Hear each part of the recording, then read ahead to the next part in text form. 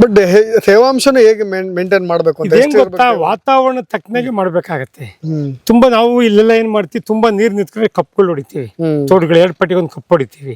ಈ ಬೇಸಿಗೆಗಳಲ್ಲಿ ಏನ್ ಮಾಡ್ತೀವಿ, ಈ ಸ್ಪ್ರಿಂಕ್ಲರ್, ಈಗೆಲ್ಲ ಈಗಿನ ಟೆಕ್ನಾಲಜಿ ತುಂಬಾ ಇಂಪ್ರೂವ್ಮೆಂಟ್ ಆಗಿದೆ. ಸ್ಪ್ರಿಂಕ್ಲರ್ ಬಂದಿದೆ, ವಿಂಕ್ಲರ್ ಬಂದಿದೆ, ಡ್ರಿಪ್, ನೀರಿನ ತಕ್ಕನಾಗೆ ಅವರು ಮಾಡ್ಕೊಳ್ತಾರೆ. ತುಂಬಾ ನೀರು ಸ್ಪ್ರಿಂಕ್ಲರ್ ಮಾಡ್ಕೊಳ್ತಾರೆ, ನೀರ್ ಕಮ್ಮಿ ಇದೆ ಅಂದ್ರೆ ಡ್ರಿಪ್ ಮಾಡ್ಕೊಳ್ತಾರೆ. ಡ್ರಿಪ್ ಹನಿ ನೀರ್ ಬರುತ್ತೆ. ಈ ಅಡಿಕೆ ಬೆಳೆಗೆ ಅಂತರ್ ಬೆಳೆ ಭಾರಿ ಇಂಪಾರ್ಟೆಂಟ್. ರೈತರು ಬರೀ ಅಡಿಕೆ ತಗೊಂಡೋಗಿ ಕೂರಿಸ್ಬಿಟ್ರೆ ಆಗಲ್ಲ. ಅದ್ರಲ್ಲಿ ಬಾಳೆ ಹಾಕೊಬೇಕಾಗತ್ತೆ, ಪಪ್ಪಾಯಿ ಹಾಕೊಬೇಕಾಗತ್ತೆ, ಇಲ್ಲ ಸೆಣಬು, ಡಯಾಂಚ, ತೊಗರಿ, ಏನಾದ್ರೂ ಒಂದು 3 ವರ್ಷದ ತನಕ ಅಂತರ್ ಬೆಳೆ ಬೆಳಿಬೇಕು. 3 ವರ್ಷದವರೆಗೂ ಏನಾಗುತ್ತೆ ಅಂದ್ರೆ ಸೂರ್ಯನ ಕಿರಣ ಇದೆಯಲ್ಲ, ಪೂರ್ವದಲ್ಲಿ ಹುಡ್ತಾನೆ. ಪೂರ್ವದಲ್ಲಿ ಹುಟ್ಟುವಂತ ಸೂರ್ಯನ ಕಿರಣ ಅದ್ರ ಮೇಲೆ ಗಿಡದ ಮೇಲೆ ಬೀಳ್ಬೇಕು. ಪಶ್ಚಿಮದಲ್ಲಿ ಮುಳುಗ್ತಾನೆ. ಏನಾಗುತ್ತೆ, ಈ ದಕ್ಷಿಣದ ಕಡೆಯಿಂದ ಪಶ್ಚಿಮಕ್ಕೆ ಹೋಗ್ತಾನೆ. ಈ 3 ಗಂಟೆ ಮೇಲೆ ಟೆಂಪರೇಚರ್ ಜಾಸ್ತಿ ಆಗ್ಬಿಡುತ್ತೆ. ಟೆಂಪರೇಚರ್ ಜಾಸ್ತಿ ಆದಾಗ ಸೂರ್ಯನ ಕಿರಣ ಅಡಿಕೆ ಗಿಡದ ಮೇಲೆ ಬಿದ್ದಾಗ ಗಣ್ಣೆಲ್ಲ ಸೆಳ್ಕೊಂಡ್ಬಿಡುತ್ತೆ. ಆವಾಗ ಏನ್ ಮಾಡ್ಬೇಕು ಅಂದ್ರೆ, ನೀವು ಗಿಡ ಕೂರಿಸ್ತಾ ಇದ್ದಂಗೆ ಬಾಳೆ ಹಾಕೊಂಡ್ಬಿಟ್ರೆ, ಬಾಳೆ 3 ವರ್ಷ ಬಾಳೆ ಹಿಡ್ಕೊಂಡ್, ಬಾಳೆ ಗಿಡ ಹಿಂಗ್ ಇದ್ಬಿಟ್ರೆ ಈಗ ಬಾಳೆ ಗಿಡ ಹಿಂಗ್ ಅಡ್ಡ ಬಂದ್ಬಿಡುತ್ತೆ. ಎಲೆಗಳು ಅಡ್ಡ ಬಂದ ಸೂರ್ಯನ ಕಿರಣ ಇದ್ರ ಮೇಲೆ ಬೀಳಕ್ ಕೊಡೋದಿಲ್ಲ. ಸೂರ್ಯನ ಕಿರಣ ಅದ್ರ ಮೇಲೆ ಬೀಳಕ್ ಕೊಡೋದಿಲ್ಲ. ಅವಾಗ 3 ವರ್ಷ ಆದ್ಮೇಲೆ ಮರ ದೊಡ್ಡದಾಗತ್ತೆ. ಮರ ದೊಡ್ಡದಾಗ ಒಂದ್ ಗಿಡದ ಮೇಲೆ ಒಂದ್ ಗಿಡಕ್ಕೆ ಕೊಡುತ್ತೆ. 3 ವರ್ಷದ ಮೇಲೆ ತೆಗೆದು ಬಿಡ್ಬೋದು. ಬಾಳೆ ತೆಗೆದು ತುಂಬಾ ಕಷ್ಟ ಅಂತ ತಿಳ್ಕೊಂಡಿದ್ದಾರೆ. ಬಾಳೆ ತೆಗೆಯೋದು ತುಂಬಾ ಈಸಿ. ಒಂದು ಕುಡುಗಲ್ ಕೊಯ್ದ್ಬಿಟ್ಟು 2,4-D ಅಂತ ಬರುತ್ತೆ, ಹಾಕ್ಬಿಟ್ರೆ ಅಲ್ಲೇ ಕೊಳೆದು ಗೊಬ್ಬರ ಹಾಕ್ಬಿಡುತ್ತೆ. 3 ವರ್ಷ ತನಕ ಅಷ್ಟೇ. ಮಕ್ಳಿದ್ದಾಗ ಅದೊಂಥರ ಬಾಳೆ ಈ ಮಕ್ಳ ಜೊತೆಲಿ ತಾಯಿ ಇದ್ದಂಗೆ, ಆಸರೆ ಆಗಿರ್ಬೇಕು. ಈಗ ತಾಯಿ ಇಲ್ದೇನೂ ಮಕ್ಕಳು ಬೆಳಿತಾರೆ. ತಾಯಿ ಜೊತೆಲಿ ಇದ್ರೆ ಮಕ್ಳು ಹೆಂಗ್ ಬೆಳಿತಾವೆ? ತಾಯಿ ಇಲ್ದೇನೆ ಹೆಂಗ್ ಬೆಳೆದ? ತಾಯಿ ಇದ್ದಂಗೆ ಅಂತರ ಬೆಳೆ ಮಕ್ಳು ನೆರಳು ಕೊಡುತ್ತೆ 3 ವರ್ಷದ ತನಕ. ಅದ್ರ ಮೇಲೆ ಅದ್ರ ಪಾಡಿಗೆ ಅದು ಬೆಳೆಯುತ್ತೆ, ಏನೂ ಆಗಲ್ಲ. ಬಟ್ ನೀವು ದೊಡ್ಡ ದೊಡ್ಡ ಗಿಡಗಳು ತೋರಿಸಿದ್ರಲ್ಲ, ಅವಕ್ಕೂ ಯಾವ ತರದ ಅಂತರ ಬೆಳೆ ಇಂಪಾರ್ಟೆಂಟ್ ಅನ್ಸುತ್ತೆ? ಅದಕ್ಕೇನ್ ದೊಡ್ಡ ಗಿಡಗಳಿಗೆ ಅಂತರ ಬೆಳೆ ಬೇಡ, ಅಂತದೇನ್ ಬೇಡ. ದೊಡ್ಡ ಗಿಡಗಳಿಗೆ ಏನ್ ಮಾಡಿ, ಸೆಣಬು ಹಾಕೊಂಡ್ರೆ ಸಾಕು. ನಾವು ನಮ್ಮ ಹತ್ರ ಬಂದಾಗ ಅವ್ರು ಯಾವ ಗಿಡ ಆಗ್ತಾ ತಕ್ಕ ಐಡಿಯಾ ಕೊಟ್ಬಿಡ್ತೀವಿ ರೈತರಿಗೆ ಕೊರ್ಸ್ಕೊಂಡು. ರೈತರಿಗೆ ಏನಾದ್ರು ಡ್ಯಾಮೇಜ್ ಆಗ್ಬಿಟ್ರೆ ಗಿಡಗಳು, ಅದು ನನಗೆ ಡ್ಯಾಮೇಜ್ ಆಗತ್ತೆ. ರೈತರು ಎಷ್ಟು ಚೆನ್ನಾಗಿ ತಗೊಂಡೋಗಿ ನಾನು ಕೊಡೋ ಐಡಿಯಾ ತಗೊಂಡೋಗಿ ಯೂಸ್ ಮಾಡ್ಕೊಂಡು ಬೆಳೆಸ್ಕೊಂತ ನನಗೆ ಪ್ಲಸ್ ಆಗುತ್ತೆ. ರೈತರಿಗೆ ಒಂಚೂರು ಡ್ಯಾಮೇಜ್ ಆದ್ರೆ ನನಗೆ ಡ್ಯಾಮೇಜ್ ಆದಂಗೆ. ರೈತರದೇ ಭಾರಿ ಇಂಪಾರ್ಟೆಂಟ್ ಇಲ್ಲ. ನಮ್ಮ ಸಜೆಷನ್ಸ್ ಗಳನ್ನ ಫಾಲೋ ಮಾಡಿದ್ರೆ ಸಾಕು, ಕ್ಲೀನ್ ಅಡಿಕೆ ಬೆಳಿಬೋದು. ಅಡಿಕೆ ಬೆಳೆ ತುಂಬಾ ಈಸಿ ಬೆಳೆ. ಇದು ನಿಮ್ಮ ಕರಿಯರ್ ಹೆಂಗ್ ಸರ್ ಸ್ಟಾರ್ಟ್ ಆಗಿದ್ದು? ನಾವು ಫಸ್ಟ್ ಒಂದು ಅರ್ಧ ಎಕರೆ 1 ಎಕರೆಯಲ್ಲಿ ಒಂದು ನರ್ಸರಿಗೆ ಹೋಗಿದ್ವಿ. ಅಡಿಕೆ ಸಸಿ ಬೇಕು ಅಂತ ಕೇಳಿದ್ವಿ. ಅವ್ರಿಗೂ ನಮ್ಗೆ ಯಾಕೋ ಸೆಟ್ ಆಗ್ಲಿಲ್ಲ. ಅದಕ್ಕೆ ಬೇಡಪ್ಪ, ನಾನೇ ಬಂದು ನಾನೇ ಸಸಿ ಮಾಡ್ಕೊಳ್ತೀನಿ ಅಂತ ಮೊದಲನಾಗ 1,000 ಗಿಡ ಮಾಡ್ಕೊಂಡೆ. ಇದು ಚಲ್ಲದೆ ಹಠದಿಂದ ಸುಮ್ಮನೆ 1,000 ಗಿಡ ಮಾಡ್ಕೊಂಡೆ. ಮಾಡ್ತಾ ಒಂದು 5,000 ಮಾಡಿ ಹಂಗೆ ಮಾಡ್ತಾ ದೊಡ್ಡ ನರ್ಸರಿ ಆಗೋದು. ನನಗೆ ಗೊತ್ತಿದ್ದಿಲ್ಲ. 30 ವರ್ಷದಿಂದ ಮಾಡಿರೋದು ನಾನು. ಆವಾಗಿಂದ ನರ್ಸರಿ ಮಾಡಿ ಈ ಲೆವೆಲ್ಗೆ ಬಂದಿದೆ. ನಮ್ಗೆ ಯಾರೇನು ಇವರಿಲ್ಲ, ಗುರುಗಳು ಯಾರು ಇಲ್ಲ. ನಾನು ಎಲ್ಲೇನು ಟ್ರೈನಿಂಗ್ ತಗೊಂಡಿಲ್ಲ. ನನ್ಗೆ ಅನುಭವ ಇಂಪಾರ್ಟೆಂಟ್. ವರ್ಷ ಅನುಭವ ಬರ್ತಾ ಇರುತ್ತೆ. ಸಸಿ ಮಾಡ್ದಂಗು ಅನುಭವ ಬರ್ತಾ ಇರುತ್ತೆ. ಆ ಅನುಭವನ ರೈತರಿಗೆ ಹೇಳ್ತಾ ಇದ್ದೀನಿ ಅಷ್ಟೇ. ಜೊತೆಗೆ ಎಷ್ಟು ಗಿಡಗಳು ಹೋಗುತ್ತೆ ಸರ್ ವರ್ಷಕ್ಕೆ? 15-20 ಲಕ್ಷ ಗಿಡ ಕೊಡ್ತೀವಿ ನಾವು ವರ್ಷ. ಅಡಿಕೆನೆ. ತೆಂಗು ಈಗ ಒಂದು 5 ವರ್ಷದಿಂದ ಮಾಡಿದ್ವಿ. ತೆಂಗು ಒಂದು 50,000 ಲಕ್ಷ ಹೋಗುತ್ತೆ ವರ್ಷ. ಯಾಕಂದ್ರೆ ನಾವು ಕೊಟ್ಟಿರೋ ಗಿಡಗಳು ಐಡಿಯಾನ ಹಂಗೆ ಕೊಟ್ಟಿದ್ವಿ, ಗಿಡಗಳು ಹಂಗೆ ಕೊಟ್ಟಿರೋದ್ರಿಂದ ಜನ ತುಂಬಾ ಖುಷಿಯಾಗಿ ತಗೊಂಡು ಹೋಗ್ತಾರೆ ಸಸಿಗಳೆಲ್ಲ. ಮಾರ್ಕೆಟ್ ಹೇಗಿದೆ ಸರ್ ನಿಮ್ಗೆ? ಮಾರ್ಕೆಟ್ ತುಂಬಾ ಇಂಡಿಯಾದಲ್ಲೇ ಫೇಮಸ್ ನರ್ಸರಿ ಅಲ್ವಾ ನಾನು. ಮಾರ್ಕೆಟಿಂಗ್ ನಾನು 1,000ದಿಂದ ಸ್ಟಾರ್ಟ್ ಮಾಡುದು 40-50 ಲಕ್ಷ ಸಸಿ ಬೆಳೀತಾ ಇದ್ದೀನಿ. ಹೆಂಗಿರ್ಬೇಕು ಮಾರ್ಕೆಟ್ ನಂದು? ಮಾರ್ಕೆಟ್ ಮಾಡಕ್ ಕಾರಣ ಏನ್ ಗೊತ್ತಾ? ನಾವು ಕೊಟ್ಟಿರೋ ಕ್ವಾಲಿಟಿ, ನಾವು ಕೊಟ್ಟಿರೋ ಐಡಿಯಾ. ರೈತರಿಗೆ ಬರೀ ಗಿಡ ಕೊಡೋದು, ದುಡ್ಡಿಸ್ಕೊಳ್ಳೋದು ಮಾಡಬಾರ್ದು. ರೈತರಿಗೆ ಐಡಿಯಾಗಳು ಕೊಡ್ಬೇಕು. ರೈತರಿಗೆ ಐಡಿಯಾಗಳು ಕೊಟ್ಟಾಗ ಅವ್ರು ಕ್ಲೀನಾಗಿ ತೊಗೊಂಡು ಹಾಕ್ತಾರೆ. ರೈತರು ನಾನು ಕೊಡೋ ಗಿಡ, ನಾನು ಕೊಡೋ ಐಡಿಯಾ ಫೇರ್ ದುಡ್ಡು ವಾಪಸ್ ಕೊಡ್ತೀನಿ ಅಂತ ಹೇಳಿರ್ತೀನಿ. ಏನ್ ಹೇಳಿ, ಚಾಲೆಂಜ್ ಮಾಡ್ತೀನಿ ನಾನು. ಯಾಕಂದ್ರೆ ನಾನು ಅಷ್ಟು ಒಳ್ಳೆ ಗಿಡ ಬೆಳೆಸಿರ್ತೀನಿ, ಅಷ್ಟು ಕ್ಲೀನ್ ಐಡಿಯಾ ಕೊಡಿ, ಹಂಗಾಗಿ ಭರವಸೆ ನನಗಿರುತ್ತೆ ಆ ಗಿಡ ಹಾಳಾಗಲ್ಲ ಅಂತ. ಪಕ್ಕ ಕುರಿ ಗೊಬ್ಬರಗಳಲ್ಲಿ ಬೆಳೆದಿರ್ತೀವಿ, ಸಾವಯವದಲ್ಲಿ ಬೆಳೆದಿರೋದ್ರಿಂದ ಇಂತಾಗಿ ನಾವು ಗಿಡ ಕೂರಿಸಿದ ತಕ್ಷಣ ಅವ್ರ ವಿಡಿಯೋಗಳು ಹಾಕ್ರಿ ಅಂತೀನಿ. ನಮ್ ಜನಕ್ಕೆ ಕಳಿಸ್ತೀನಿ. ಈ ಗಿಡ ಕೂರ್ಸಕ್ ಜನ ಇರಲ್ಲ, ನಮ್ದೇ ಜನಕ್ಕೆ ಕಳಿಸ್ಕೊಡ್ತೀನಿ. ನಮ್ ಜನಕ್ಕೆ ಕಳಿಸಿ ಇದೇ ಟೈಪ್ ಮೆಥಡಲ್ಲಿ ಗಿಡ ಕೂರಿಸ್ಬೇಕು ಅಂತ ಹೇಳ್ತೀನಿ. ಆ ಮೆಥಡಲ್ಲಿ ಗಿಡ ಕೊಡಿಸ್ತಾರೆ. ರೈತರು ಫೋನ್ ಮಾಡಿ, ದೇವರಾದ್ರು ಇಷ್ಟ ಹತ್ರ ಆಯ್ತು, ಹಿಂಗಾಯ್ತು, ಬಾಳೆ ತೆಗಿಲ್ಲ, ಮಾಡ್ಲ ಎಲ್ಲ ಕೇಳ್ತಾರೆ. ದೇವ್ರ ಆಯ್ತು ತೆಗಿರಿ, ಹಿಡ್ಕೊಳ್ಳಿ, ಎಲ್ಲ ಮಾಹಿತಿ ಕೊಡೋದ್ರಿಂದ ಆ ರೈತರು ಏನ್ ಮಾಡ್ತಾರೆ ಗೊತ್ತಾ, ಬೇರೆಯವ್ರಿಗೆ ಹೇಳ್ತಾರೆ ನಿಜವಾಗ್ಲೂ ದೇವರಾಜ ಸಸಿ ತರ್ಬೇಕಂದ್ರೆ ಎಷ್ಟು ಬಂದಿದೆ ಅಂತ. ಅವಾಗ ಏನಾಗುತ್ತೆ, ನಾನು ಹೇಳೋದ್ಕಿಂತ ರೈತರು ಹೇಳಿದ್ರೆ ಅದಕ್ಕೆ ಮಾರ್ಕೆಟಿಂಗ್ ಜಾಸ್ತಿ. ನಾನು ಯಾಕೆ ನಂದು ಗಿಡ ಹಿಂಗೆ, ನನ್ನ ಗಿಡ ಹಿಂಗೆ ಹೇಳಿದೆ ಅಂತ ಹೇಳಿದ್ರೆ ಜನ ಒಪ್ಪೋದಿಲ್ಲ. ರೈತರ ಬಾಯಿಂದ ರೈತರ ಬಾಯಿಗೆ ಹೋದಾಗ ನಮ್ದು ಹೆಸರಾಗತ್ತೆ. ಯಾವ ವಸ್ತು ಆದ್ರೂ ಅಷ್ಟೇ, ನಾವೇ ನಂದೆ ನಾನು ಹಂಗೆ ನಾನು ಹಿಂಗೆ ಅಂದ್ರೆ ನಡೆಯಲ್ಲ. ರೈತರ ಬಾಯಿಂದ ರೈತರಿಗೆ ಹೋಗಿನೇ ನಮ್ದು ಇಷ್ಟ ಹೆಸರಾಗಿರೋದು. ಹಾ, ಅಡಿಕೆ ಬಿಟ್ಟಾಗೂ ಹಂಗೆ ಇರುತ್ತೆ.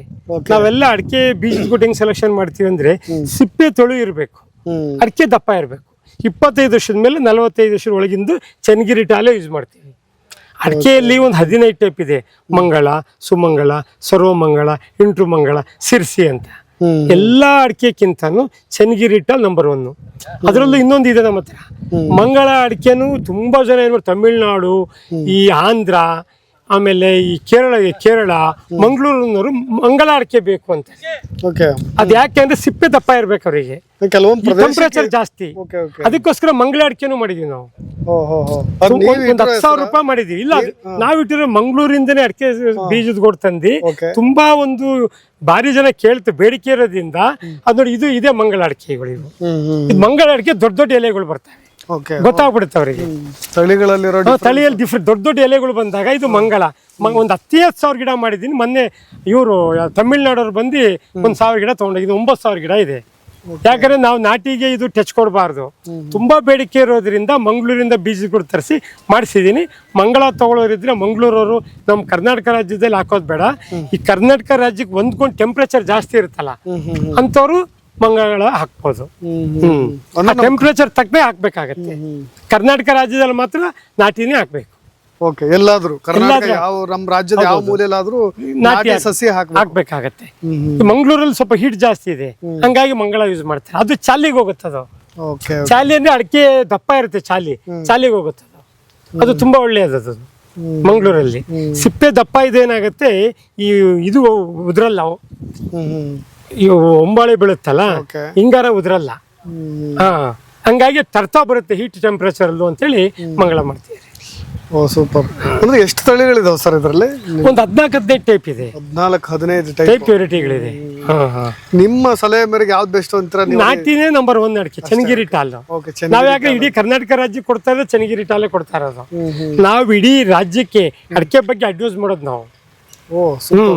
ನಮ್ಗೆ ತೋಟಗಾರಿಕೆ ಇಲಾಖೆಯವ್ರು ಕರೀತಾರೆ, ಯೂನಿವರ್ಸಿಟಿಯವ್ರು ಕರೀತಾರೆ, ದೇವರಾಜರು ಬನ್ನಿ ಅಡಿಕೆ ಬಗ್ಗೆ ಮಾಹಿತಿ ಕೊಡಿ. ನಾನು ತುಂಬಾ ಬಿಸಿ, 300-400 ಕೆಲಸ ಮಾಡ್ತಾ ಬಿಸಿ ಆಗಿದ್ದೀನಿ. ಕರೀತಾ ಇದಾರೆ ತುಂಬಾ ದಿನದಿಂದ, ನನಗೆ ಹೋಗಕ್ ಆಗ್ತಾ ಇಲ್ಲ. ಒಂದ್ಸರಿ ಬಂದು ಎಲ್ಲಾ ರೈತರಿಗೂ ಮಾಹಿತಿ ಕೊಡ್ತೀನಿ. ನೀವು ಆಕ್ಚುಲಿ ಸೋಷಿಯಲ್ ಮೀಡಿಯಾ ಮುಖಾಂತರ ಬಹಳ ಜನಕ್ಕೆ ಒಂದು ಸಲಹೆಗಳು ಕೊಟ್ಟೆ, ಇದರಿಂದ ಬಹಳ ಜನಕ್ಕೆ ಉಪಯುಕ್ತ ಕೂಡ ಆಗುತ್ತೆ. ಹೌದೌದು, ಅಟ್ಲೀಸ್ಟ್ ಗೊತ್ತಾಗ್ಲಿ. ನಾವು ಯಾವುದೇ ಒಂದು ಮೆಸೇಜ್ ರಾಂಗ್ ಕೊಡೋದಿಲ್ಲ. ಒಂದು ಪಿನ್ ಪಾಯಿಂಟ್, ನಾನು ಅಡಿಕೆ ಸಸಿ ಬಗ್ಗೆ, ಅಡಿಕೆ ಬಗ್ಗೆ 1000 ಕ್ವಶನ್ ಕೇಳಿ ಆನ್ಸರ್ ಮಾಡ್ತೀನಿ. ನಾನು ಒಂದು ಕ್ವಶನ್ ರಾಂಗ್ ಕೇಳಿದ್ರೆ ನನಗೆ ಅವಾಗ ಕೇಳಿ, ಯಾಕಂದ್ರೆ ಅಷ್ಟು ಅನುಭವ ಇದೆ ನನಗೆ. ಯಾರು ಅಗ್ರಿಕಲ್ಚರ್ PhD ಮಾಡಿದವರು ಇದೆಲ್ಲ ಅವರೇ ಬರಲಿ. ನಮ್ಮ ಹತ್ರ ಬಂದ್ರೆ ರೈತರುಗಳು ಅವ್ರ ಅಗ್ರಿಕಲ್ಚರ್ PhD ಮಾಡ್ದಂಗೆ ಲೆಕ್ಕ, ಅಷ್ಟೇನೋ ಮಾಹಿತಿ ಕೊಟ್ಟು ಕಳಿಸ್ತೀವಿ. ಈ ಅಗ್ರಿಕಲ್ಚರ್ PhD ಮಾಡಿರ್ತಾರಲ್ಲ, ಅವ್ರ ಪುಸ್ತಕದಲ್ಲಿರೋದ್ ಬಗ್ಗೆ ಮಾತ್ರ ಗೊತ್ತು. ನಾವು ರಿಯಲಿ ಪ್ರಾಕ್ಟೀಸ್ ಮಾಡ್ತಾ ಇರ್ತೀವಿ. 24 hours ಇಲ್ಲೇ ಇರ್ತೀವಿ. ಅಡಿಕೆ ಸಸಿ ಬಗ್ಗೆನೇ ಈಗ 40-50 ಲಕ್ಷ ಸಸಿ ಬೆಳಿತೀನಿ ಅಂದ್ರೆ ಎಷ್ಟು ಅನುಭವ ಇರಬೇಕು, ತುಂಬಾ ಎಕ್ಸ್ಪೀರಿಯನ್ಸ್ ಇರುತ್ತೆ ನಮಗೆ. ಹಂಗಾಗಿ ಅವ್ರು ಏನ್ ಕ್ವಶನ್ ಕೇಳಿದ್ರು ನಾವು ಆನ್ಸರ್ ಮಾಡಕ್ ರೆಡಿ ಇರ್ತೀವಿ. ನಾನು ಏನೇ ತಪ್ಪು ಮಾತಾಡಿದ್ರು ನನ್ನ ಕೇಳ್ಬೋದು, ದೇವರಾಜರೇ ಇದು ನೀವು ಮಾತಾಡಿ ತಪ್ಪಾಗಿದೆ ತಪ್ಪು ಅಂತ ಹೇಳ್ತೀನಿ. ಸರಿ, ತಪ್ಪನ್ನು ತಿಳ್ಕೊಂಡಿದ್ರೆ ಅವರಿಗೆ ಈ ರೀತಿ ಈ ಟೈಪ್ ಅಂತ ಆನ್ಸರ್ ಹೇಳ್ತೀನಿ. ನಾನು ಯಾರೇ ರೈತರು ಬೇಕಾದ್ರೆ ಏನ್ ಬೇಕಾದ್ರೆ ಕ್ವಶನ್ ಕೇಳ್ಬೋದು, ಮಾಹಿತಿ ಕೊಡ್ತೀನಿ. ಏನ್ ಕಾಯಿಲೆಗಳು ಬರ್ಬೋದು ಸರ್, ಏನ್ ಪರಿಹಾರ? ಇದ್ರಲ್ಲಿ ಏನಾಗುತ್ತೆ ಅಂದ್ರೆ, ಈ ತೀರ್ಥಹಳ್ಳಿ, ಕೊಪ್ಪ, ಶೃಂಗೇರಿಯಲ್ಲಿ ಮಳೆ ಜಾಸ್ತಿ ಆದಾಗ ಏನಾಗುತ್ತೆ, ಕೋಲ್ಡ್ ಜಾಸ್ತಿ ಆದಾಗ ಬೇರ್ಕೊಳ್ತಾ ಹೋಗುತ್ತೆ, ಕೊಳೆ ರೋಗ ಬರುತ್ತೆ. ಕೊಳೆ ರೋಗ ಬಂದಾಗ ಎಲೆಗಳಿಗೂ ಚುಕ್ಕಿ ರೋಗ ಬರುತ್ತೆ ಬೇರ್ಕೊಳ್ತಾಗ. ಇದ್ರಲ್ಲಿ ಕೊಳೆ ರೋಗ, ಎಲೆ ಚುಕ್ಕೆ ರೋಗ, ಎಲೆ ರೋಗ. ಆಮೇಲೆ ಈ ಮಾಮೂಲಿ ನಮ್ಮ ಇದ್ರಲ್ಲೆಲ್ಲ ಚನ್ನಗಿರೆಲ್ಲ ರೆಡ್ ಬೈಟ್ಸ್ ಅಂತ ಬರುತ್ತೆ. ಅದು ಬಿಸಿಲಲ್ಲಿ ಬರುತ್ತೆ. ಎಲೆ ಹಿಂಗ್ ಹಿಡಿದು ಎಳೆದ್ರೆ ಕೆಂಪಗೆ ಬಂದ್ಬಿಡುತ್ತೆ. ಅದೇನು ದೊಡ್ಡ ಕಾಯಿಲೆ ಇಲ್ಲ. ಆಮೇಲೆ ಈಗ ಹೆಂಗೆ ಬೆಳೆಸಿದ್ರು ಏನಾಗುತ್ತೆ ಅಂದ್ರೆ, ಒಂದು 500 ಗಿಡದಲ್ಲಿ ಒಂದು 5-10 ಗಿಡ ಮುಂಡಿ ರೋಗ ಬಂದ್ಬಿಡ್ತವೆ. ಗಿಡಗಳು ಕೂರಿಸ್ಬೇಕಾದ್ರೆ ಭೂಮಿ ನೋಡಿ ಐಡಿಯಾ ಮಾಡಿ ಗಿಡ ಕೂರಿಸ್ಬೇಕು. ತುಂಬಾ ಜೌಗಿದ್ರೆ ಏನಾಗುತ್ತೆ, ಬೇರ್ಕೊಳ್ತಾ ಹೋಗುತ್ತೆ. ಆವಾಗ ಗಿಡಗಳ ಮೇಲೆ ಕೂರಿಸ್ಬೇಕಾಗತ್ತೆ. ಕಾನಿಗಳು ನೋಡಿ, ಸ್ಟೆಂಚ್ ಅಂತೀವಿ ನಾವು, ಕಪ್ಪು. ಆ ಸ್ಟೆಂಚ್ಗಳು ಹೊಡೆದಾಗ ನೀರೆಲ್ಲ ಬಸ್ತಾ ಹೋಗ್ಬಿಡುತ್ತೆ. ಭೂಮಿ ತಕ್ಕನಾಗ ಐಡಿಯಾ ಮಾಡಿ ಗಿಡಗಳು ಕೂರಿಸ್ಬೇಕಾಗತ್ತೆ. ಸುಮ್ನೆ ಹೆಂಗ್ ಬೇಕಂಗ್ ಕೂರಿಸ್ದಾಗ ಏನಾಗುತ್ತೆ, ಸುಳಿ ಎಲ್ಲ ಕೊಳ್ತೋಗ್ಬಿಡ್ತೈತೆ. ಹಿಂಗ್ ಹೇಳಿದ್ರೆ ಹಂಗೆ ಬಂದ್ಬಿಡತ್ತೆ. ಇದು ಅಡಿಕೆ ಗಿಡನ ತುಂಬಾ ನೀರು ಬಿಡಂಗಿಲ್ಲ. ಮಳೆಗಾಲದಲ್ಲಿ ನೀರೇ ನಿಲ್ಲಿಸಬಾರ್ದು, ನೀರು ಫುಲ್ ಡ್ರೈ ಆಗ್ಬೇಕು. ಓಕೆ, ತೇವಾಂಶ ಇರಬೇಕು, ಬಟ್ ನೀರು ನೀರ್ ನಿಲ್ಬಾರ್ದು. ನೀರ್ ನಿಂತ್ರೆ ಬೇರೆಲ್ಲ ಕೊಳ್ತೋಗುತ್ತೆ. ತೀರ್ಥಹಳ್ಳಿ, ಕೊಪ್ಪ, ಶೃಂಗೇರಿ ಆ ಕಡೆಯಲ್ಲಿ ಯಾಕೆ ಕೊಳೋ ರೋಗ ಅಂದ್ರೆ ತುಂಬಾ ಮಳೆ ಜಾಸ್ತಿ, ಅನಿವಾರ್ಯ ನೀರು ವೆದರ್ ಕೋಲ್ಡ್ ಇರುತ್ತೆ, ಭೂಮಿನ ತೇವಾಂಶ ಜಾಸ್ತಿ ಇರುತ್ತೆ, ಬೇರೆಲ್ಲ ಕೊಳ್ತೋಗುತ್ತೆ. ಅದೇ ಕೊಳೆ ರೋಗ. ಬಟ್ ಏನ್ ಮಾಡ್ಬೇಕು ಸರ್ ಅವು ಉಳಿಸ್ಕೋಬೇಕು ಗಿಡಗಳನ್ನ? ಉಳಿಸ್ಬೇಕು ಅಂದ್ರೆ ಏನ್ ಮಾಡ್ಬೇಕು ಅಂದ್ರೆ ಈ ತುಂಬಾ ಸ್ಟ್ರೆಂಚ್ ಆ ಕಪ್ಪು ಇದೆಯಲ್ಲ, ಕಪ್ಪು ಸ್ವಲ್ಪ ಆಳವಾಗಿ ಹೊಡಿಬೇಕು, ನೀರ್ ನಿಲ್ಬಾರ್ದು. ಓಕೆ, ಅದೇ ಇಂಪಾರ್ಟೆಂಟ್. ನೀರ್ ನಿಂತರೆ ಬೇರೆ ಕೊಳ್ತೋಗೋದು. ನೀರ್ ನಿಲ್ಲದಂಗೆ ಮೇಂಟೈನ್ ಮಾಡಿದ್ರೆ ಏನೂ ಆಗೋದಿಲ್ಲ. ಔಷಧಿಗಳು ಹೊಡಿತಾರೆ, ಬೋಡೋ ಮಿಕ್ಸರ್ ಎಲ್ಲ ದ್ರಾವಣ ಎಲ್ಲ ಮಿಕ್ಸ್ ಮಾಡಿ, ಸ್ಫಟಿಕ ದ್ರಾವಣ ಎಲ್ಲ ಮಿಕ್ಸ್ ಮಾಡಿ ಔಷಧಿಗಳು ಹೊಡಿತಾರೆ, ವರ್ಷಕ್ಕೆ 2 ಸಲ ಹೊಡಿತಾರೆ. ಉಳಿಸ್ಕೊಂತಾದ್ರೆ ಪರವಾಗಿಲ್ಲ ರೈತರುಗಳು. ಅಂದ್ರೆ ನಮ್ಮ ಸೈಡ್ ನಮ್ಮ ಶಿವಮೊಗ್ಗ ಜಿಲ್ಲೆಯಲ್ಲಿ ಏನ್ ತೊಂದ್ರೆ, ಅದರಲ್ಲೂ ತೀರ್ಥಹಳ್ಳಿಯಲ್ಲಿ ಸ್ವಲ್ಪ ಹೊಡ್ತಾ ಬೀಳ್ತಾ ಇದೆ ಪಾಪ. ಅವ್ರು ಬೆಳೆದಿರೋ ಬೆಳೆಗೆ ಔಷಧಿಗೆ ಅಡಿಕೆ ಕರೆಕ್ಟ್ ಆಗಿ ಹೋಗ್ತಾ ಇದೆ. ಏನ್ ಹೇಳಿ, ಅವ್ರು 3 ಸರಿ 4 ಸರಿ ಔಷಧಿ ಹೊಡೆದು ಅವ್ರು ಅಡಿಕೆ ಉಳಿಸ್ಕೊಬೇಕಾಗಿದೆ. ಆ ಪರಿಸ್ಥಿತಿ ಬಂದ್ಬಿಟ್ಟಿದೆ ಅವರಿಗೆ. ಅದರಲ್ಲೂ ತೀರ್ಥಹಳ್ಳಿ ಜನರಿಗೆ ಸ್ವಲ್ಪ ತೊಂದರೆ ಆಗ್ತಾ ಇದೆ ಈ ರೋಗಗಳಿಂದ. ಈ ಬಯಲುಸೀಮೆ ಡ್ರೈ ಲ್ಯಾಂಡ್ಗಳಲ್ಲಿ ಅಂತ ಸಮಸ್ಯೆ ಇಲ್ಲ, ರೋಗಗಳು ಕಮ್ಮಿ ಆಗ್ತಾ ಇದೆ. ಹಂಗಾಗಿ ನಾವೇನ್ ಮಾಡಿ ಡ್ರೈ ಲ್ಯಾಂಡ್ಗಳಲ್ಲೇ ಬೀಜಗಳು ತಂದು ಅಡಿಕೆ ಸೊಸೈಟಿಗಳು ಮಾಡಿ ಅಂತ ರೈತರಿಗೆ ಮಾಹಿತಿ ಕೊಡ್ತಾ ಇದೀವಿ. ಜೊತೆಗೆ ಚನ್ನಗಿರಿಲಿ ಈಗ ಹೆಚ್ಚಾಗಿ ಬೆಳೀತಾ ಇರೋದು ತುಂಬಾ ಚನ್ನಗಿರಿ ನಂಬರ್ 1 ವಿಷಯ. ಹೌದೌದು, ಚನ್ನಗಿರಿಯಲ್ಲಿ ಭೂಮಿ ಚೆನ್ನಾಗಿದೆ, ನೀರ್ ಕಮ್ಮಿ ಇರ್ಬೋದು, ಭೂಮಿ ಚೆನ್ನಾಗಿದೆ, ಹಂಗಾಗಿ ಚೆನ್ನಾಗಿ ಬೆಳೀತಾ ಇದಾರೆ. ಈ ಅಡಿಕೆ ಏನ್ ಮಾಡಿ ತೀರ್ಥಹಳ್ಳಿ ನಂಬರ್ 1 ಕ್ವಾಲಿಟಿ. ಓಕೆ, ಅಡಿಕೆ ಚನ್ನಗಿರಿ ತೀರ್ಥ ಎಲ್ಲ ಅಡಿಕೆ ಒಂದೇ, ಕ್ವಾಲಿಟಿ ಏನ್ ಡಿಫರೆನ್ಸ್? ಕ್ವಾಲಿಟಿನೇ ಎಲ್ಲ ಒಂದೇ, ಎಲ್ಲ ಒಂದೇ. ತೀರ್ಥಹಳ್ಳಿಯವರು ತುಂಬಾ ಸಿಸ್ಟಮ್ ಆಗಿ ಮಾಡ್ತಾರೆ ಮೆಥಡ್. ಅಡಿಕೆ ಜಾಸ್ತಿ ಅಂತ ಬೇಸೋ ಮೆಥಡ್ ಇದೆಯಲ್ಲ, ತುಂಬಾ ಚೆನ್ನಾಗಿ ಬೇಯಿಸ್ತಾರ ಅವರು. 1-2 ಎಕರೆ 3 ಎಕರೆ ಇದ್ರೆ ಅದನ್ನ ಕ್ಲೀನ್ ಆಗಿ ಕೊಯ್ದು ಹೋಳು ಮಾಡಿ ಆ ಚಪ್ರಗಳು ಹಾಕಿ ಅದ್ರ ಮೇಲೆ ಒಣಗಿಸಿ ಕ್ವಾಲಿಟಿ ಕೊಡ್ತಾರ ಅವರು. ಓಕೆ, ನಮ್ಮಲ್ಲಿ ಏನ್ ಮಾಡ್ತಾರೆ, ಚಂಡಿ 100 ಎಕರೆ ಮಾಡಿದ್ರೆ ರಪ್ಪ ಕೊಯ್ತಾರೆ, ಚಕ ಸುಲಿತಾರೆ. ಈಗ ದೊಡ್ಡ 10 ತಂಡೆಗಳು ಹಾಕಿರ್ತಾರೆ, ಒಣಗಾಕ್ತಾರೆ, ಬೇಸ್ ಮಾಡ್ತಾರೆ.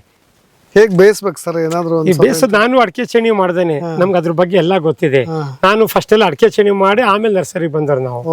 ಈಗ ಫಸ್ಟ್ ಏನ್ ಮಾಡ್ತೀವಿ ಅಂದ್ರೆ, ಈಗ ಅಡಿಕೆ ಕೊಯ್ಕೊಂಡ್ ಬರ್ತೀವಿ. ಈಗ 30 ದಿನಕ್ಕೆ ಕೊಯ್ದ್ರೆ ಹಸ ಆಗುತ್ತೆ. ಹಸ ಅಂದ್ರೆ ಜಿಬ್ಳು. 35 ದಿನಕ್ಕೆ ಕೊಯ್ದು 2 ಹೋಳು ಮಾಡಿದ್ರೆ ಬೆಟ್ಟಿ ಆಗುತ್ತೆ. 45 ದಿನಕ್ಕೆ ಕೊಯ್ದು ಹಂಗೆ ಸುಲ್ದು ಹಾಕಿದ್ರೆ ರಾಶಿ ಹಿಡಿ ಆಗುತ್ತೆ. 75 ದಿನಕ್ಕೆ 80 ದಿನಕ್ಕೆ ಕೊಯ್ದ್ರೆ ಕೆಂಪಡಿಕೆ ಸಿಪ್ಪೆಗೋಟು ಚಾಲಿ ಆಗುತ್ತೆ. ಹೌದು, ಗೊತ್ತಾಯ್ತಾ? ನಮಗೆ ಯಾವ್ದು ರಾಶಿ ಹಿಡಿ ಮಾಡ್ಬೇಕು ಅಂದ್ರೆ 45 ದಿನಕ್ಕೆ ಕೊಯ್ದು ಸುಲ್ದಿ ಬೇಯಿಸಿ 45 ದಿನಕ್ಕೆ ಕೊಯ್ದಾಗ ಏನಾಗುತ್ತೆ, 1 ವಾರ ಬಿಸಿಲಲ್ಲಿ ಒಣಗಾಕೊಬೇಕಾಗತ್ತೆ. ವಾರ ಬಿಸಿಲಲ್ಲಿ ಒಣಗಾಕಿದ್ರೆ ಅದ್ರಲ್ಲಿ ಗೊರುಬ್ಲು ಅಂತ ಇರುತ್ತೆ, ಗೊರುಬ್ಲು ತೆಗೆದ್ರೆ ರಾಶಿ ಹಿಡಿ ಆಗ್ಬಿಡುತ್ತೆ ಅಷ್ಟೇ. ಬೇಯಿಸೋದು ಇಷ್ಟೇ ಪ್ರಮಾಣದಲ್ಲಿ ಈಗ ಅದು 1 ರಿಂದ 1.5 ಗಂಟೆ ಟೈಮ್ ಬೇಯಿಸ್ಬೇಕಾಗತ್ತೆ. ನಾವು ಬೇಯಿಸೋದು ಎಲ್ಲ ಗೊತ್ತಿದೆ. ಅದು ಇದು ಹಸ ಇದೆಯಲ್ಲ, ಹಸ ಸ್ವಲ್ಪ ಜಲ್ದಿ ಕರಗ್ಬಿಡುತ್ತೆ, 1 ಗಂಟೆ ಬೇಯಿಸ್ಬೇಕಾಗತ್ತೆ. ರಾಶಿ ಹಿಡಿದೆ 1.5 ಗಂಟೆ ಬೇಯಿಸ್ಬೇಕಾಗತ್ತೆ. ಬೆಟ್ಟನು 1-1/4 ಗಂಟೆ ಬೇಯಿಸಿದ್ರೆ ಸಾಕು. ಬೇಯಿಸಿ ವಾರದಾಗ ಒಣಗಾಕ್ಬಿಟ್ರೆ ಅದಕ್ಕೆ ಬಂದ್ಬಿಡುತ್ತೆ. ಅಷ್ಟೇ, ಇನ್ನೇನಿಲ್ಲ. ಅಡಿಕೆ ಚೇಣಿ ಮಾಡೋದು ಸ್ವಲ್ಪ ಕಷ್ಟದ ಕೆಲಸನೇ. ಲೇಬರು, ಬೇಯಿಸೋದು, ಒಣಗಿಸೋದು, ಸೌದಿ ಎಲ್ಲ ಮೇಂಟೈನ್ ಮಾಡ್ಬೇಕು. ಆದ್ರೂ ರೈತರು ಮಾಡ್ಕೊಂಡು ಹೋಗ್ತಾರೆ. ನಿಮ್ಮಲ್ಲಿ ಎಷ್ಟು ಕೆಲಸಗಾರರು ಇದಾರೆ ಸರ್? ನನ್ನ ಹತ್ರ ಒಂದು 350 ಜನ ಇದ್ದಾರೆ. 350 ಜನ? ಹೌದೌದು. ಏನೇನ್ ಕೆಲಸ ಇರುತ್ತೆ? ಎಲ್ಲ ಅಡಿಕೆ ಸಸಿಗಳಿಗೆ ಕುರಿ ಗೊಬ್ಬರ ಹಾಕೋದಿದೆ, ಕಳೆ ತೆಗೆದಿರುತ್ತೆ, ಪ್ಯಾಕೆಟ್ಗಳು ಮಾಡೋದಿರುತ್ತೆ, ಸಸಿ ಲೋಡಿಂಗ್ ಇರುತ್ತೆ. ತುಂಬಾ ಕೆಲಸಗಳು ಇರುತ್ತೆ. ಎಷ್ಟು ಜನಕ್ಕೆ ಬಂದ್ರೆ ಕೆಲಸ ಕೊಡ್ತೀವಿ ನಾವು. ಸುತ್ತಮುತ್ತ ನಾವು ವಯಸ್ಸಾಗಿದೆ, ಆಮೇಲೆ ಇವ್ರ ಕೈಲಿ ಕೆಲಸ ಆಗಲ್ಲ, ಅವೆಲ್ಲ ನೋಡೋದಿಲ್ಲ. ನಾವು ಮಾನವೀಯತೆಯ ದೃಷ್ಟಿಯಿಂದ ಮನೆಯಲ್ಲಿ ವಯಸ್ಸಾದವರು ಕೂತಿರ್ತಾರೆ, ನೀವು ಆರಾಮಾಗಿ ಬಂದು ನಮ್ಮ ತೋಟಕ್ಕೆ ಬರ್ರಿ, ನಿಮ್ ಕೈಯಲ್ಲಾದಷ್ಟು ಕೆಲಸ ಮಾಡ್ಕೊಂಡು ಹೋಗ್ರಿ, ನಾವು ದುಡ್ಡು ಕೊಡ್ತೀವಿ ಅಂತ ಇದೀವಿ. ಇಲ್ಲೇ ಕುಟುಂಬ ಕಟ್ಕೊಂಡ್ರು ಇಲ್ಲೂ 35-40 ಕುಟುಂಬಗಳಿದೆ. ಈ ಒಂದು 25 ಹಳ್ಳಿ ಇದೆ, ಒಂದು 25 ಗಾಡಿಯಲ್ಲಿ ಬರ್ತಾರೆ. ಬಂದಾಗ ಅವ್ರು ಸರಿ ಕೆಲಸ ಮಾಡ್ತಾ ಇಲ್ಲ, ಮುತ್ಕಿ ಅವ್ರಿಗೆ ಕೆಲ್ಸಕ್ಕೆ ಹೋಗ್ಬಾರ್ದು ಅಂತ ಹೇಳಲ್ಲ ನಾವು. ನಮಗೆ ದುಡ್ಡಿಂದು ಅವಶ್ಯಕತೆ ಇಲ್ಲ. ರೈತರಿಗೆ ಒಳ್ಳೇದಾಗ್ಬೇಕು, ಅವ್ರಿಗೆ ಒಳ್ಳೇದಾಗ್ಬೇಕು, ರೈತರುಗಳು ಅವ್ರಿಗೂ ಒಂದು ಕೆಲಸ ಸಿಗ್ಬೇಕು. ನನ್ನ ತಾಯಂದಿರು ಬರ್ತಾರೆ, ಸುಮ್ಮನೆ ಕುತ್ಕೊಂತಾರೆ, ಸುಮ್ಮನೆ ತೆಗಿತಾ ಇರ್ತಾರೆ. ಕೂಲಿ ಎಲ್ಲರಿಗೂ ಸಮ ಕೂಲಿ ಕೊಡ್ತೀವಿ ನಾವು. ಗಂಡು ಹೆಣ್ಣು ಗಂಡು ಬಣ್ಣು ಬೇರೆ. ಈ ವಯಸ್ಸಾದವರಿಗೆ, ಪ್ರಾಯದವರಿಗೆ ಅವ್ರ ಕೆಲಸ ಜಾಸ್ತಿ ಮಾಡೋರಿಗೆ ಒಂದು ಕೂಲಿ ಹಂಗೆ ಕೊಡಲ್ಲ. ಈ ಗಂಡಳಿಗೆ ಬೇರೆ, ಹೆಣ್ಣಳಿಗೆ ಬೇರೆ ಕೂಲಿ ಇರುತ್ತೆ. ವಯಸ್ಸಾದ್ರು ಮುತ್ಕೇರೆ ಹೆಚ್ಚು ಕಮ್ಮಿ 40-50 ಜನ ಇದ್ದಾರೆ ವಯಸ್ಸಾದವ್ರೆ. ನೀವೆಲ್ಲ ಬಂದ್ ನೋಡ್ಬೋದು. ಈಗ ಕೆಲಸ ಬಿಡ್ತಾರೆ, ಈಗ ಅವೆಲ್ಲ ಬಂದ್ ನೋಡು. ವಯಸ್ಸಾದ್ರೆ 40 ಅವ್ರಿಗೆಲ್ಲ ಕೊಡ್ತಾ ಇದೀವಿ ನಾವು ಕೂಲಿ. ನಾವೊಂದು ಸಹಾಯ ಅಂತ ಮಾಡ್ತಾ ಇದೀವಿ. ಅವರು ಸಹಾಯ ಆದಂಗ ಆಗತ್ತೆ, ಅವ್ರಿಗೂ ಖರ್ಚು ವೆಚ್ಚಕ್ಕಾಗತ್ತೆ. ಮಕ್ಳು ಮರಿ ಅಂತ ಕೇಳೋದ್ರಿಂದ ಅವ್ರಿಗೂ ಮನ್ಸಿನ ನೋವಾಗುತ್ತೆ. ಇಲ್ಲಿ ಬಂದು ಕುತ್ಕೊಂಡು ಊಟ ಗೀಟ ಮಾಡ್ಕೊಂಡು ಆರಾಮಾಗಿ ಕೆಲಸ ಮಾಡಿ ಖುಷಿಯಿಂದ ಅವ್ರು ನಮ್ದೇ ಗಾಡಿಗಳಿರ್ತಾವೆ, ಗಾಡಿ ಅವ್ರ ಮನೆಗೆ ಬಾಗ್ಲಿಗೆ ಬಿಡ್ತೀವಿ, ಅವ್ರ ಮನೆ ಬಾಗ್ಲಿಗೆ ಕರ್ಕೊಂಡ್ ಬರ್ತೀವಿ. ಏನೇ ಹೆಚ್ಚು ಕಮ್ಮಿ ನಾವು ಜವಾಬ್ದಾರಿ ಇರ್ತೀವಿ. ಊಟನೂ ನೀವೇ ಕೊಡ್ತೀರಿ? ಇಲ್ಲ, ಊಟ ಅಂದ್ರೆ ಯಾವ್ದು ಫಂಕ್ಷನ್ಗಳಲ್ಲಿ ವಾರಕ್ಕೆ ಒಂದ್ಸರಿ 2 ಸರಿ ಮಾಡ್ತೀವಿ. ಬೆಳಿಗ್ಗೆ 7 ಬರ್ತಾರೆ, 10 ಗಂಟೆ ಊಟ ಮಾಡ್ತಾರೆ, 2 ಕೆಲಸ ಬಿಟ್ಟು ಹೋಗ್ತಾರೆ.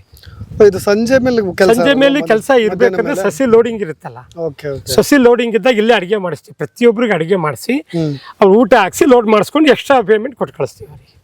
ಓ, ಮಧ್ಯಾಹ್ನದ ಮೇಲೆ ಇದ್ರೆ ಮಧ್ಯಾಹ್ನದಲ್ಲಿ ಇರುತ್ತೆ. ಮತ್ತೆ ಎಕ್ಸ್ಟ್ರಾ ಪೇಮೆಂಟ್ ಕೊಡ್ತೀರಿ? ಹೌದೌದು. ಅಂದ್ರೆ 7 ಗಂಟೆ ಬಂದ್ರೆ ಮಧ್ಯಾಹ್ನಕ್ಕೆ ಮುಗ್ದು ಹೋಗ್ಬಿಟ್ರೆ 2 ಕ್ಲೋಸ್ ಆಗುತ್ತೆ ಕೆಲಸ.